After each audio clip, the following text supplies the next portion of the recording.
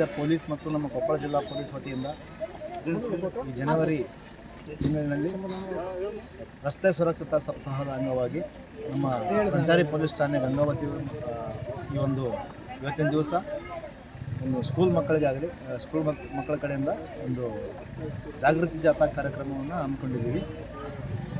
ಜಾಗೃತಿ ಜಾಥಾ ಕಾರ್ಯಕ್ರಮದ ಒಂದು ಉದ್ದೇಶ ಏನಂತಂದರೆ ಎಲ್ಲ ಸಾರ್ವಜನಿಕರು ಕೂಡ ಸಂಚಾರಿ ನಿಯಮಗಳ ಬಗ್ಗೆ ಜಾಗರೂಕರಾಗಿರಬೇಕು, ತಿಳ್ಕೊಂಡಿರಬೇಕು.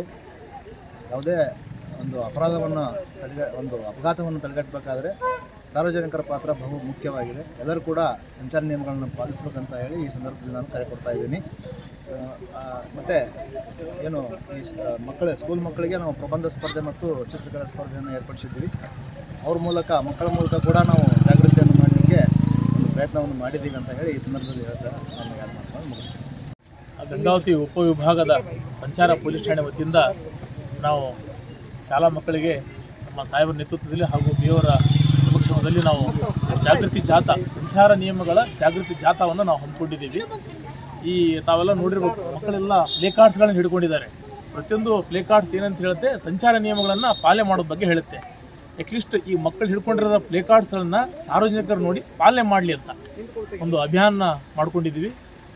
ಸಾರ್ವಜನಿಕರು ಈ ಒಂದು ರಸ್ತೆ ಸುರಕ್ಷತಾ ಸಪ್ತಾಹ ಹಿನ್ನೆಲೆಯಲ್ಲಿ ಈ ಜಾಗೃತಿ ಜಾಥಾ ಅಭಿಯಾನವನ್ನು ಮುಖಾಂತರ ನಾವು ಸಾರ್ವಜನಿಕರಿಗೆ ಸಂಚಾರ ನಿಯಮಗಳ ಪಾಲನೆ ಮಾಡಿರಿ ಅಂತಂದು ನಾವು ಮನವಿ ಮಾಡ್ತೀವಿ.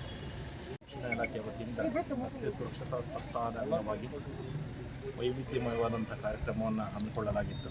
ಅದರಲ್ಲೇ ಮಾನ್ಯ DSP ಸಾಹೇಬರು ಹೇಳಿದಂತೆ ಮಕ್ಕಳಿಗೆ ಈಗಾಗಲೇ ಕಳೆದ ವಾರದಲ್ಲಿ ಪ್ರಬಂಧ ಸ್ಪರ್ಧೆ ಮತ್ತು ಚಿತ್ರಕಲಾ ಸ್ಪರ್ಧೆಗಳನ್ನು ಏರ್ಪಡಿಸಿ ಇನ್ನು ಒಂದು ಜಾಗೃತಿ ಜಾಥಾ ಕಾರ್ಯಕ್ರಮ ಹಾಗೂ ಒಂದು ಜಾಗೃತಿ ಸಮಾವೇಶದಲ್ಲಿ ಅವರಿಗೆ ಪ್ರಶಸ್ತಿಯನ್ನು ಕೂಡ ವಿತರಣೆ ಮಾಡಿದ್ವಿ.